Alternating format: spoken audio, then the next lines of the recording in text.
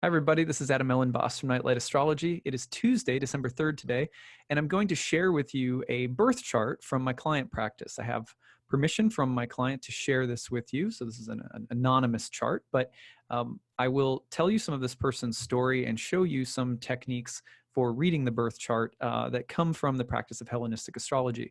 Now, the reason that I'm doing this is A, it's fun and it's educational, but also B, between now and the end of the month, I am raising money for all of the content that I create in 2020. I do a fundraiser the last 40 days of every calendar year. And I sort of ring the bell and ask all of you who enjoy my channel and my content to pitch in and support my work. We are going to the goal of going towards the goal of 420 backers this year. People keep asking me, by the way, they're like, is 420 like no, last year was 419. So we're just trying to beat that by one. No coded message there. But 420 backers is the goal this year. We are at 226 right now, with about 4 weeks left to go before New Year's. So we're over halfway there. We got to keep going. I thank you so much if you've already pitched in. And if you haven't, when you do pitch in to support my work in the year ahead, you can pick a reward reading that I personally record for you, or you can pick up greatly discounted tuition to my 2020 one-year certification courses in Hellenistic astrology. So one of the things that I'm doing today is to give people who don't know a lot about Hellenistic astrology a little overview and preview as to what it is.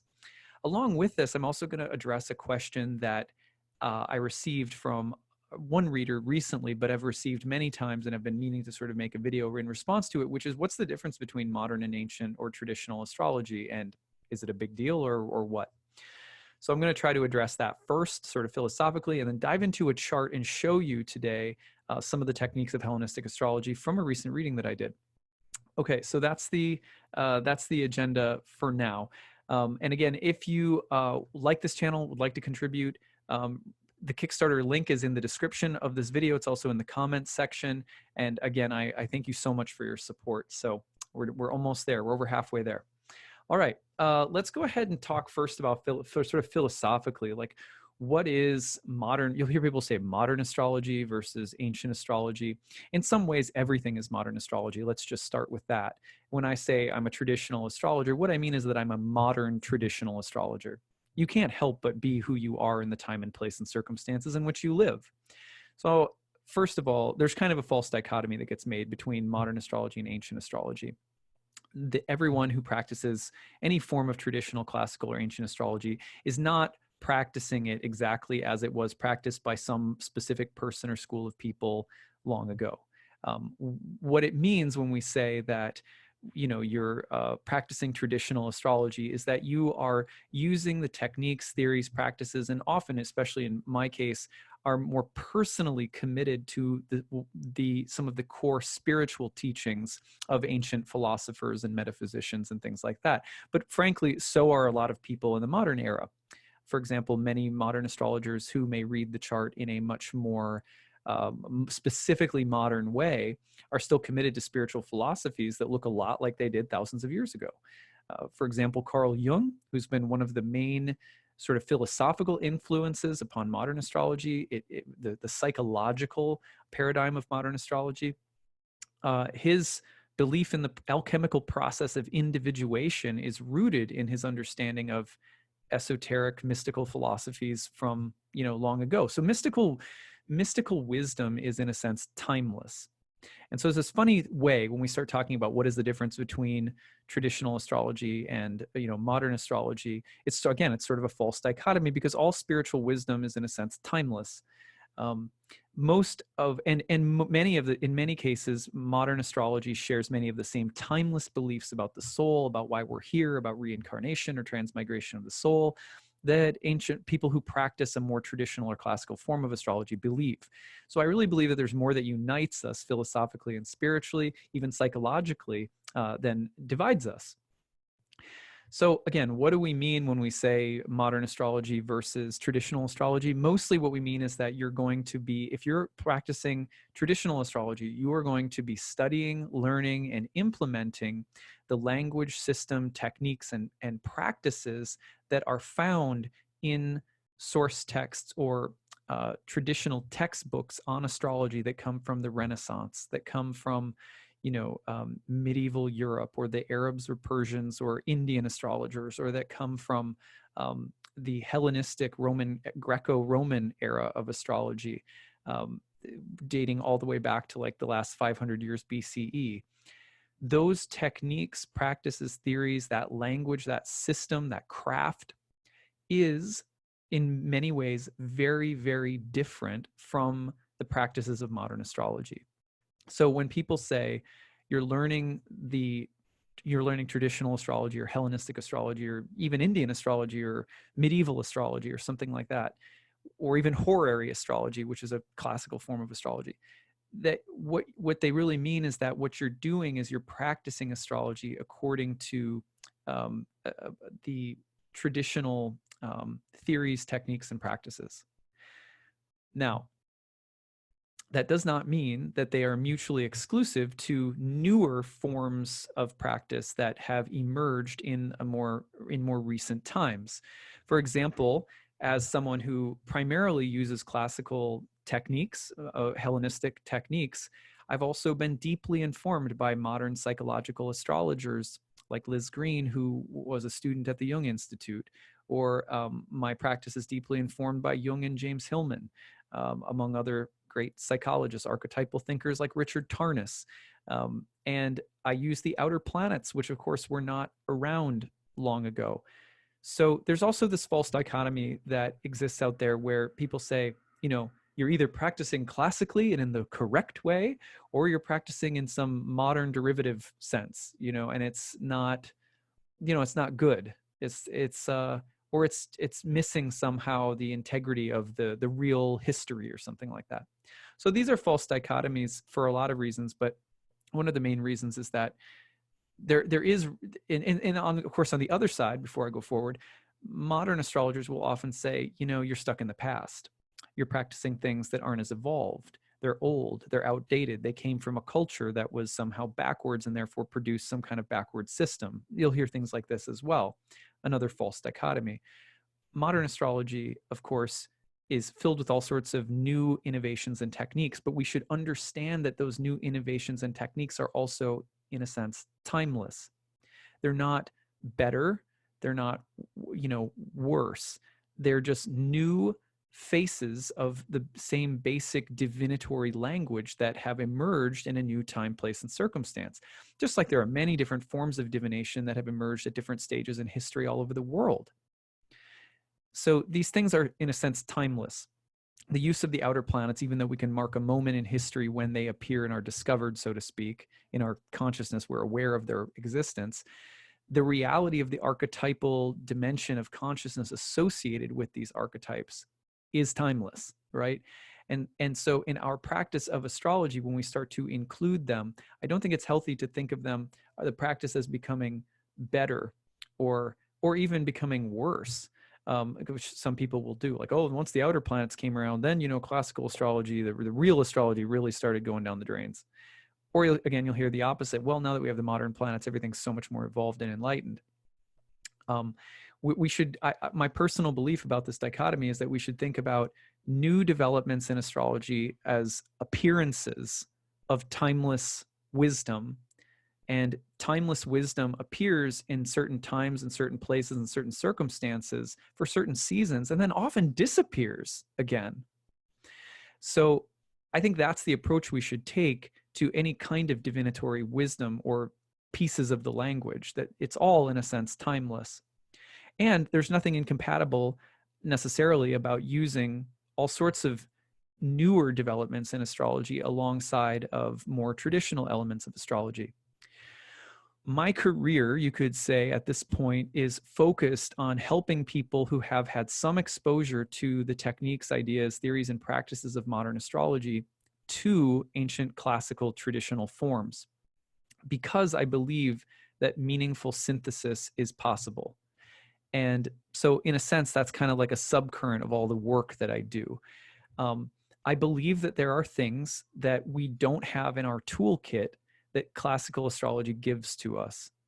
I believe that classical astrology existing in some kind of idealized vacuum is also rather ignorant, and that we should be taking maybe not every last thing, but we should be thoughtfully considering the appearance of new timeless wisdom, so to speak, right? Sounds like a paradox, new timeless wisdom in our current moment.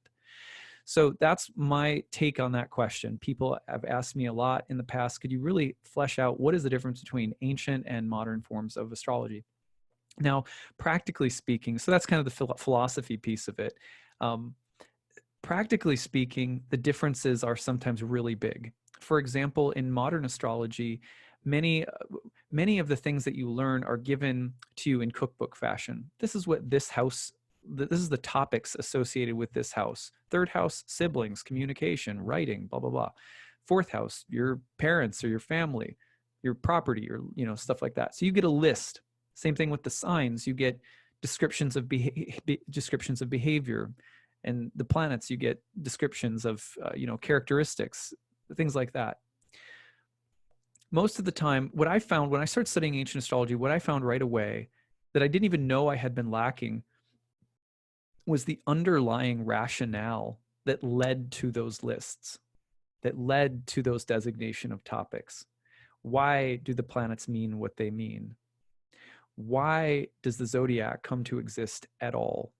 Why do the signs alternate between yin and yang, or masculine and feminine?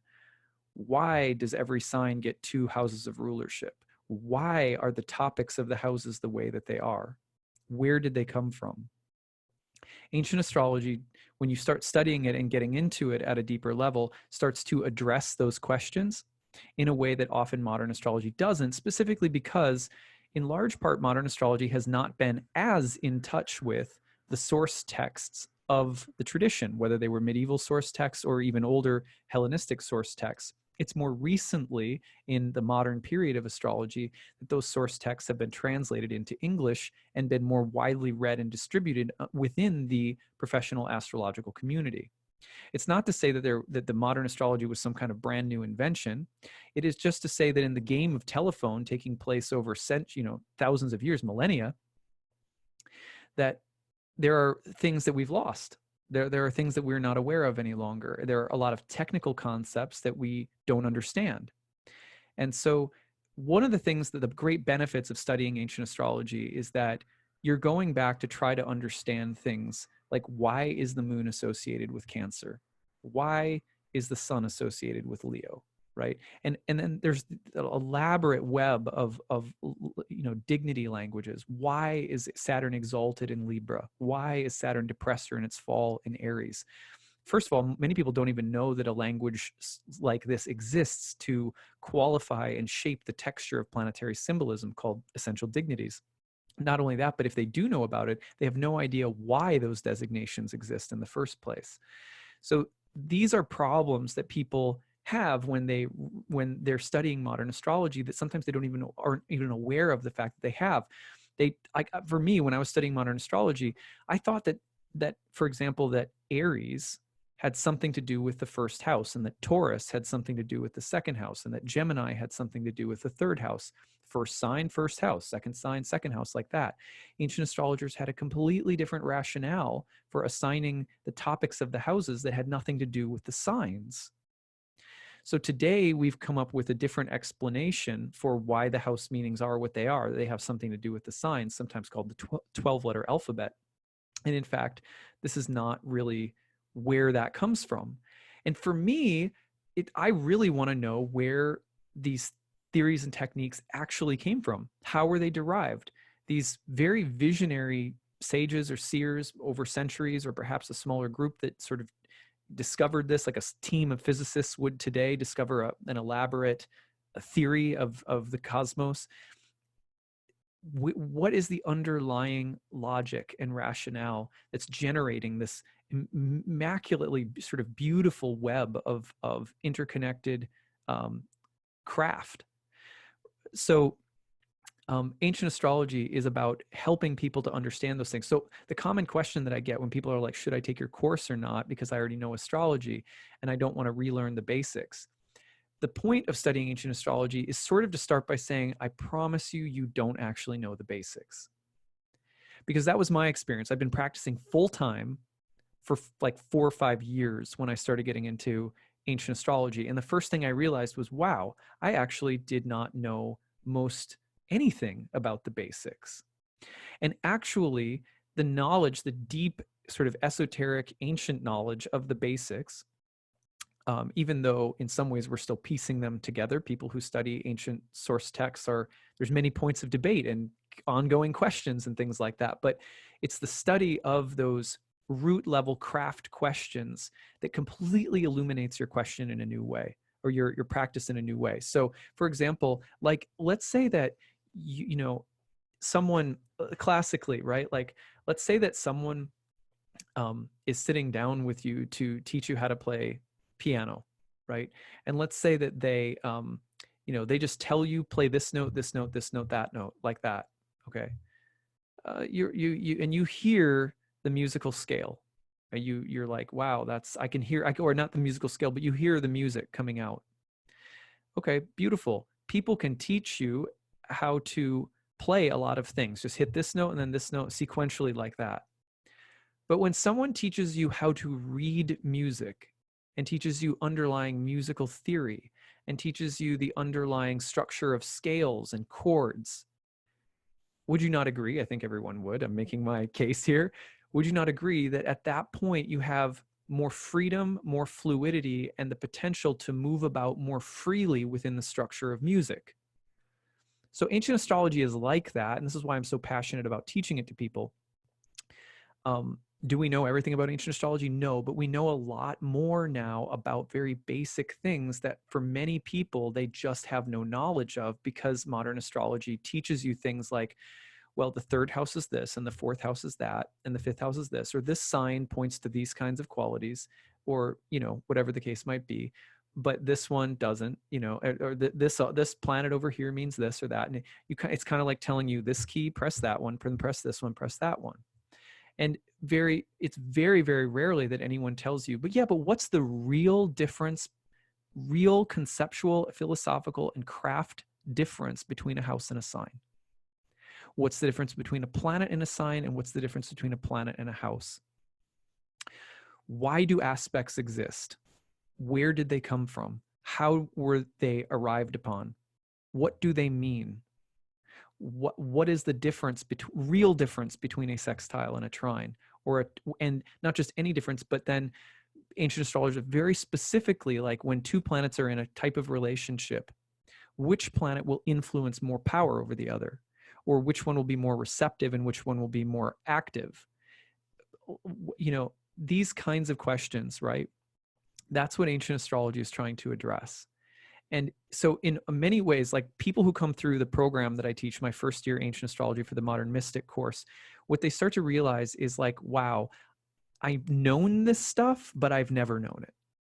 And so it's good for total beginners because you're starting from the ground up. But it's also good for people who have only studied modern astrology but never delved into classical astrology, because you're getting to dig into the underlying rationale behind planet signs, houses, aspects, essential dignity, accidental dignity, and interpretive techniques. When you have that kind of training, this is just my experience and what I've seen in the lives of my students, is that when you have that kind of training and then you go forward into the world and you go back into, during the course of the year, I encourage all my students to enter into kind of like practicing in a more classical manner and sort of pressing pause on lots of modern things that we use, just to give space to like really enter into a more traditional paradigm just for a minute, right? And then when you come back to utilizing outer planets, maybe other kinds of aspects, asteroids, all sorts of other stuff, right? What I've seen in my own practice and in the lives of people who do this is that your practice is like much more diversified. It's richer, it's deeper, it's more fluid. You know why you're doing what you're doing, and you have greater discernment. I remember just walking around with this kind of nebulous feeling as an astrologer, like I was just taking people's word for it about that this meant this or that meant that.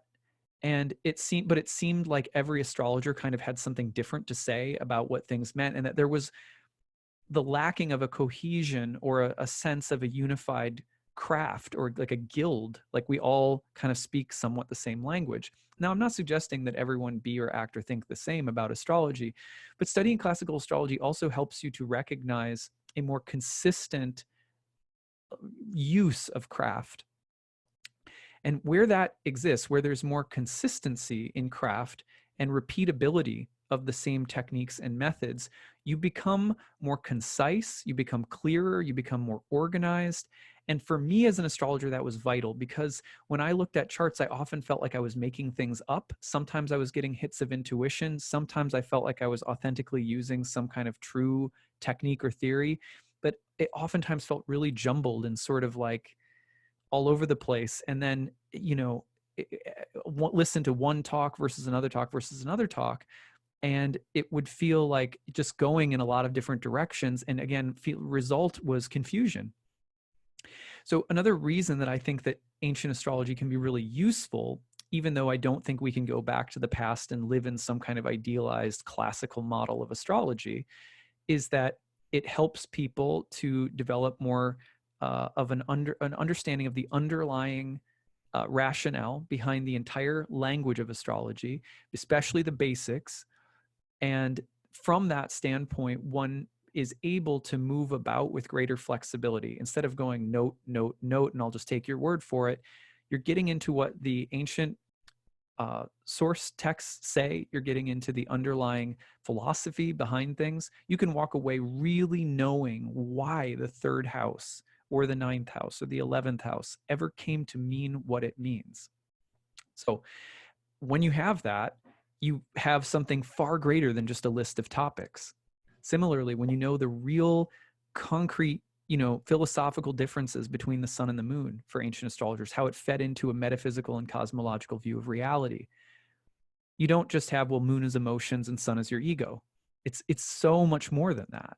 And that gives you more flexibility when it comes to reading for people. If you want to be able to develop an amazing wine, you're a winemaker, you have to, in some ways, you have to also be developing your palate so that you can recognize, taste, and understand what a good wine is. Ancient astrology is in some ways doing that for us. It's helping us to diversify and make our palate, our because this is a language after all that's being spoken from the tongue, it's the music of the spheres, but we're hearing it, we're receiving it, and then we're speaking it. And we need to be able to diversify and make very subtle and nuanced our understanding of things like houses, signs, planets, aspects, dignities, interpretive techniques, why they're there, etc. And then we're able to craft really amazing readings for people that are not coming from that gasping at the next word, trying to fill in the blank, coming up with something off the top of our heads. In so many ways, I felt like, just being completely honest, just in the spirit of total honesty, I knew I was doing something real as an astrologer, but I also felt like somewhat of a bullshit artist until I started studying ancient astrology, which helped me to ground my understanding of what was actually going on behind, because I'd look at charts and like I said, I would see things. I would use different techniques that modern astrologers were, I was picking up on, I was learning, I was studying, but I didn't ever know why or where it all came from. And I felt like I wasn't on stable ground, and I felt like uncertain as to whether or not what I was saying was true. Now, we can't have ultimate absolute certainty, and I'm not suggesting that ancient astrology somehow grants you that certainty and modern astrology is just some flimsy thing. But again, just by grounding into our past, I feel that we come into to the present just with a more well-rounded set of gifts and skills. And in modern astrology, the developments that have been there, they become amplified. That their gifts to us become amplified when we have also dug into the tradition more. For example, I contend that most people really have no idea what the outer planets are or how they really work on a metaphysical sort of cosmological level, without having really taken time to study and delve into the classical model. It's not good enough to say, well, we discovered some outer planets, and so that means that the craft has evolved. It's like, well, you can't know if something has evolved and gotten better if you've never studied what came before it.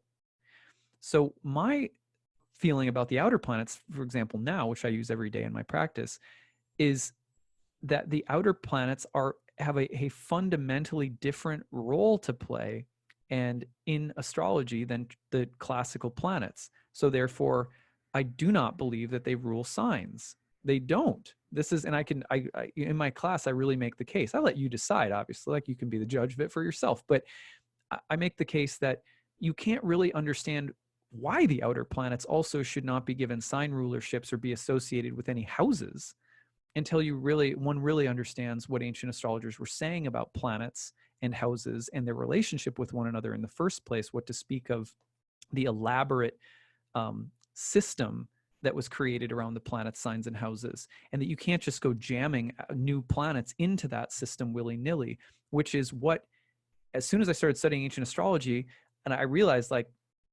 yeah, there's not been a lot of critical thought, that not nearly the level of critical thought that went into the formation of the ancient system as we are giving now to the outer planets and just kind of shoehorning them, into sign rulerships.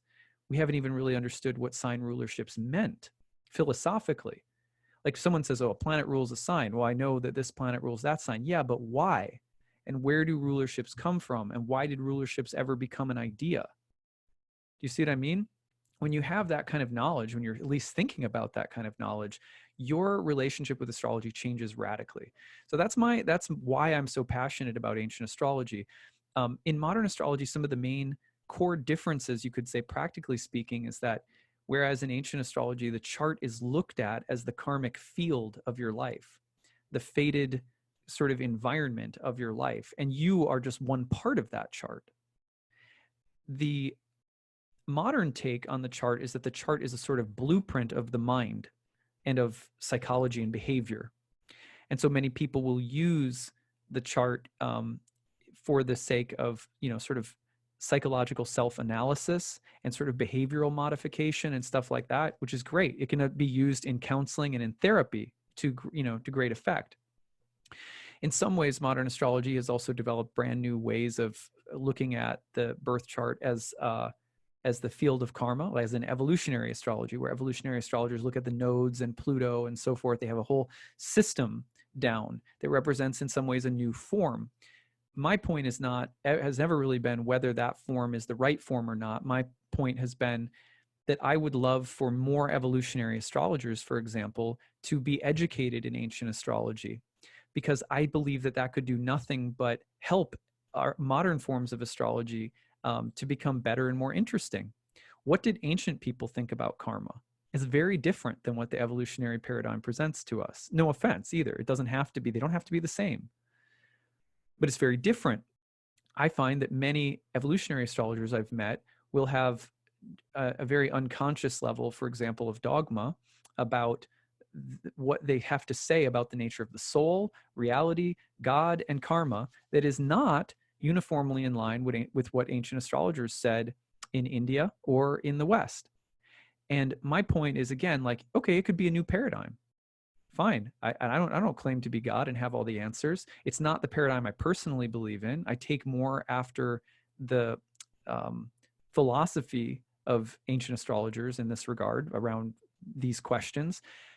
But my point is that it could do nothing but help to further conversation and deepen the practice if modern evolutionary astrologers, for example, studied more about what ancient astrologers thought about the nodes of the moon, or what Indian astrologers think about the nodes of the moon and their relationship to karma, which turns out is very different. So, one of the things that you'll see again in modern astrology is sometimes there's new paradigms. There's like Uranian astrology is another example.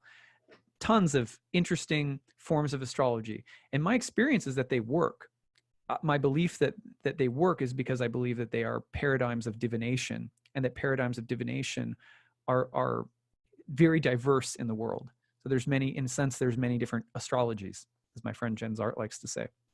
So, but I do believe that these many different forms of astrologies come from a common source. And that common source, the sort of Hellenistic roots of our tradition, and to some extent the Indian roots of the tradition, and also a shared melting pot of philosophical and metaphysical beliefs and ideas. that if you learn them, even if you stick to a modern paradigm that's rather new or different in some way, that it can do nothing but enhance, inform, and deepen your commitment to your own paradigm. And it will also help, I feel like it can do nothing but help the entire field of astrology to be more aware of its history. It's not just technically and methodologically, but philosophically. So that, I feel like that's sort of my dharma or something as an astrologer, that I'm just very passionate about all of this. Now, some people listen to this and they're like, yeah, it's not my jam, sorry. And that's cool. Like, no big deal. If you tune into this and you like it, great. And if not, there's lots of people who are passionate about lots of things. So, so people just tune into the channel that speaks to you. But so that answers the question about the difference between, hopefully, a bit about the difference between ancient and modern astrology. Ancient astrology does other very, lots of specific technical things, like the use of whole sign houses, sometimes paired with different very specific uses of quadrant-based houses, sometimes equal sign houses, different forms of timing techniques and forecasting techniques that are very different from the emphasis, for example, on transits that we use today. Again, different underlying rationale that was there around the creation of the houses and the metaphysics associated with the planets and the signs and the dignities and so forth. So it's quite elaborate. These distinctions, though, again, they need not be pitted against one another. There is a false dichotomy when we say, are you a traditional, ancient, classical astrologer, or are you a modern astrologer? We're all modern astrologers because we're all living right now, right? So I consider myself a sort of a modern traditional astrologer. But there's no reason that things like the richness of psychological astrology can't be wed to the practice of ancient astrology. So I'm going to show you a chart example now after that philosophical talk that will demonstrate for you the way in which classical techniques are very important and often give us a level of predictive specificity that is unique to ancient astrology, while also demonstrating the way in which we can look at the chart in familiar modern psychological terms and put them together in one, which is what the purpose ultimately of the first year course that I teach is. So, okay, I'm going to share this chart with you. This chart is called YouTube Client K. So thank you, Kay, in advance for letting us look at your chart. It was very sweet of her. Now, one of the things that I do in my classrooms is I encourage people for the first year of study to take out everything in the chart using whole sign houses, and then, which is what ancient astrologers used, to leave out the often the nodes of the moon. The lot of fortune kind of come later in my second year program, to leave out the outer planets, so that you're just working with the traditional 7.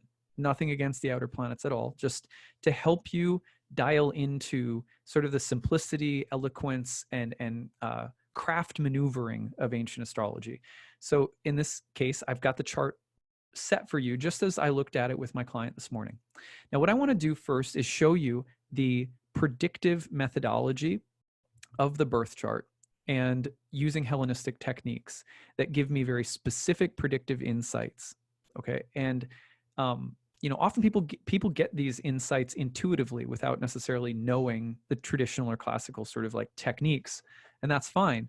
But these are I'm trying to explain the techniques behind the predictions that I made that ended up being very accurate in this reading.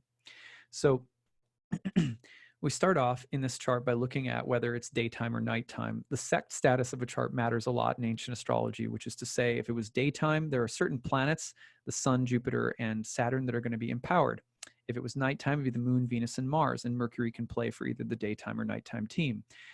It's a daytime chart. The sun is up above the horizon in the 12th house, and which means that the sun is what we call the sect light.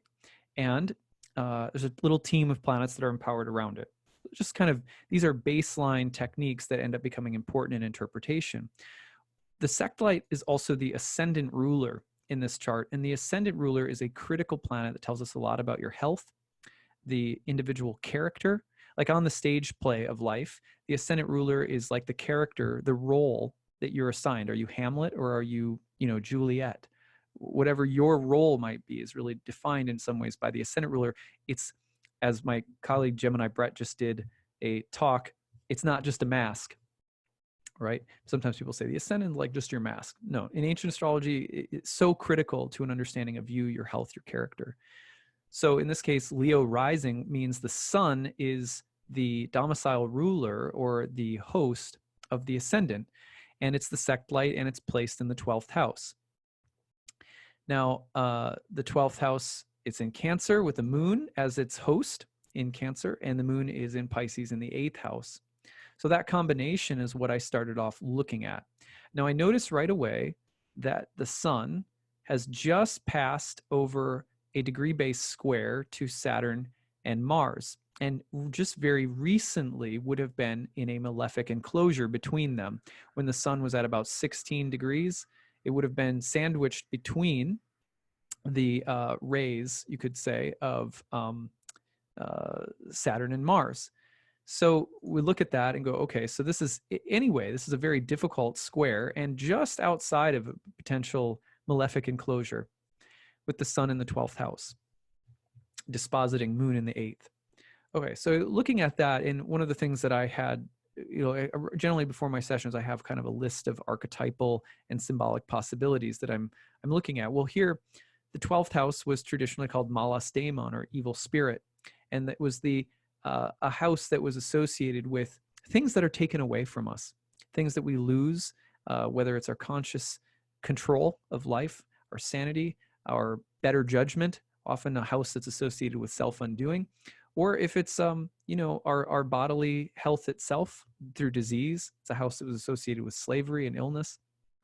Also, it's a house that has a lot to do with just that general sense of impermanence and loss that can lead one through the sort of dark night of the soul to spiritual or mystical realization, as well as the desire to help those who are disempowered, disenfranchised, hurt, ill, sick, lost, confused, wandering. It's a house that has to do with orphans being abandoned, people who are in exile or heretics, right? So what I did was I started off saying that it was likely that her life path, in general, the sun represents our sense of action in life. What am I here to do with a conscious sense of intentionality?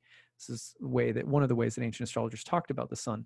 And the sun in the 12th house is going to, in some ways, be prohibited from doing things because of the experience of loss.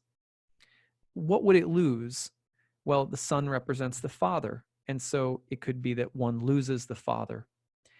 The sun, as the ascendant ruler, represents health and vitality, so it could be health and vitality. The sun is in the moon's sign, which means that there could be some association with the loss of family or home. So these were the things that I started with. I said, it's possible that in life you will feel compelled to act, but that there will be prohibiting karmic factors such as ill health, the loss of one's father, potentially a chaotic or turbulent family environment, which may be impediments to doing or being what you want to be. This is just part one. Sounds a little dark so far.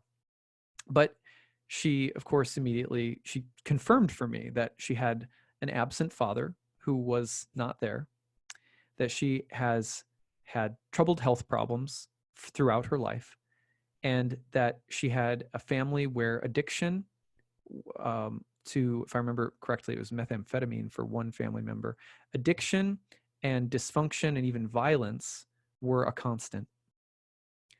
She also almost died of a tumor on her heart, but came away okay.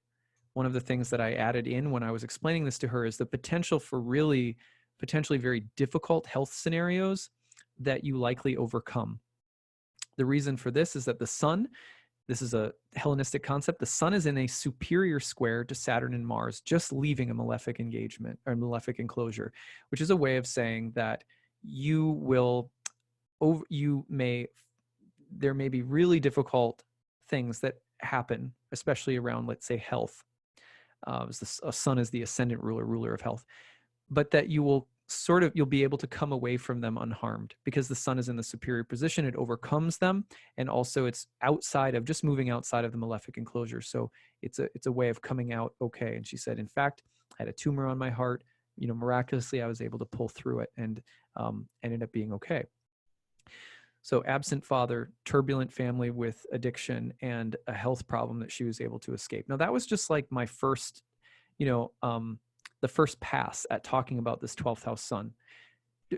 One of the things that we have to recognize is that the difference between, okay, so like how would a modern astrologer read this? Well, some modern astrologers might have picked up on some of this stuff, right? I'm not saying they couldn't, but generally speaking, in modern astrology, what we're going to do is talk more about what kind of person you are, or what kind of behavior patterns you have. So the psychological analysis is going to be featured. In ancient astrology, it's a little bit more like karmic analytics. It's like, okay, you want to act sun. You're in the 12th house, so it's going to be prohibited because of different forms of loss.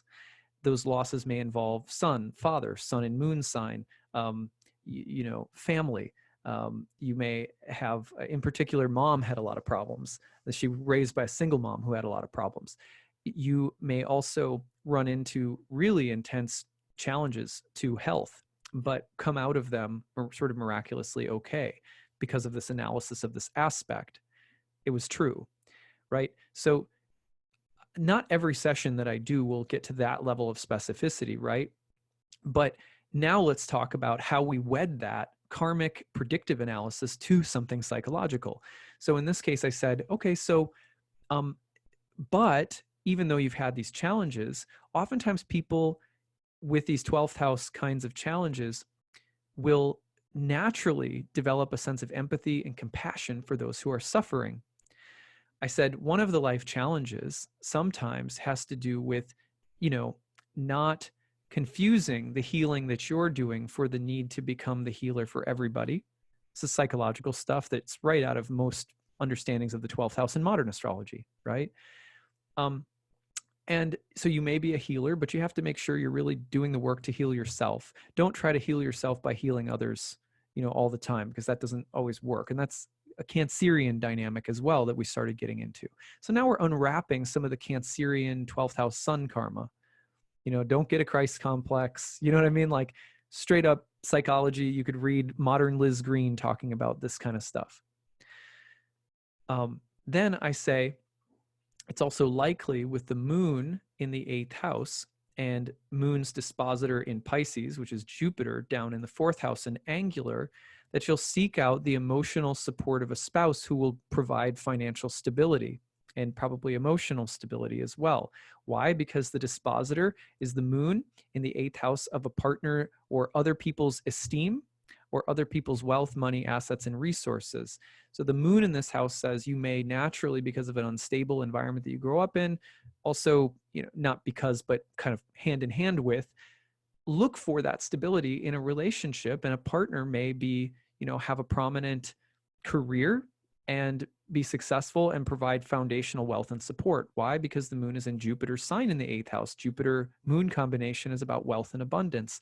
And Jupiter is in the 4th house, which is your foundation or your substance, the thing that props up your life. It's a very powerful Jupiter. And the moon has trine to that Jupiter. So that's another form of support. Yes, indeed, that has been the case for this individual. And I said, one of the things, now here's the psychology. So I said that right away. She said, yep, I haven't really worked because of my health problems. My partner has been, the breadwinner, so to speak. He's been the one who's really been foundationally supportive and, and emotionally supportive as well. Because, I've been through so much with my health and kind of trying to do some of this healing work on the family background I came from and whatever. Now I said, psychologically, that it's not bad. It's not a sin to have that support there, but psychologically, you may want to also work on, being really self-sufficient. It's basically the same message as the 12th house sun, in a sense, like don't derive too much of your worth from either being fully supported by someone emotionally or physically, or being that source of that savior for others. Just classic, 8th house moon or 12th house sun, or a 12th house moon sometimes too, or an 8th house sun. And so that led into a rich sort of psychological conversation, but it led with specific prediction about spouse and about the wealth that they provide. I also noticed that, for example, if you want to look at what spouse does for a living, you can look at the spouse's house as the 7th, and then through derived houses, spin around the wheel and look at where the ruler is. So the ruler of the derived, or the seventh house, is in the derived ninth house. So exalted Saturn in Libra rules the seventh house of spouse, and it is in the derived ninth house from the spouse. You also see that the derived 10th house from the spouse, which would be spouse's career, is ruled by Jupiter, or it has Jupiter in it, in the 10th house from the spouse's house of the seventh. This would tell us, for example, that the spouse would probably do something that's ninth housey or Jupiterian and be quite successful due to the angularity of Jupiter and due to the exaltation of Saturn. Okay, just simple interpretations. In fact, this person is at a high up level in a school, has been a teacher, and is now at a high up level administratively in a school. And so the ninth house and Jupiter combine. So these are very concrete predictive techniques that, again, were just dead on in this reading, just spot on. And then they lead into very substantive rich conversations about, okay, and like, what's the lesson behind this? Or what am I working on here? And stuff like that. The next predictive piece that came forth in the reading that I thought was really cool was, I said, let's look at the midheaven and let's look at the 10th house, called praxis or karma in ancient astrology. And the 10th house places a demand on us. The 10th house says, you will do this. You will be compelled to do this. Whatever your sense of purpose may be, son, whatever the course of action may be in your life, son, you will be compelled to act and do something out in the world and become famous or infamous for it on some relative scale. That's the 10th house and the midheaven, the rulers of both. In this case, midheaven and 10th happen to be Taurus. So you're going to do something in the world, be compelled to do something in the world that is Taurian. That is fixed, earthy, feminine, solid, Venusian, right? So I said, okay, first, you're going to be compelled to do these kinds of things. And then I gave a range of possibilities from biology, the earth, the body, something that's physical, something that's grounded and solid, agricultural, something that's very sensual and Venusian. Gave a list of possibilities there. Okay, and then the second layer of the interpretation, Venus, the ruler in the 11th house, traditionally called the joy of Jupiter in the house of friends and good spirit. Venus in this house in Mercury's sign, with Mercury again in the 12th house, right? In Cancer. Okay, so part of this is also going to involve community, social stimulation, groups of people that have like-minded ideas and beliefs, probably that want to use their minds in caring or nurturance for other people, but it's also going to be Venusian and related back to that earthy Taurian signature. And then I gave a few possibilities. I have another client, for example, who has almost the exact identical placement in her chart with Venus and Gemini ruling the 10th house Taurus, and she works as a buyer in a grocery food chain. So she does marketing and buying and ad placement and stuff like that, if I remember correctly, in like Whole Foods. Venus and Gemini in the 11th ruling the 10th Taurian midheaven and 10th house. So I went through these kinds of possibilities. And she said, yeah, in fact, I work on a permaculture farm with a group of people, and have been in buying for another agricultural, like some kind of land farm based business in the past. So this was very specific, right? And what I'm illustrating here is these are techniques. These are like little concrete, organized, concise ways of breaking down what the karma is going to look like in different areas of life, what the fate or destiny is. Then she said, well, I'm not really loving my job. Do you see anything else? What is the essence of what I should be doing, or something like that? People often ask this question. And I said, well, it has to be the same combination of basic archetypal qualities, Venus and Gemini with the Taurian midheaven.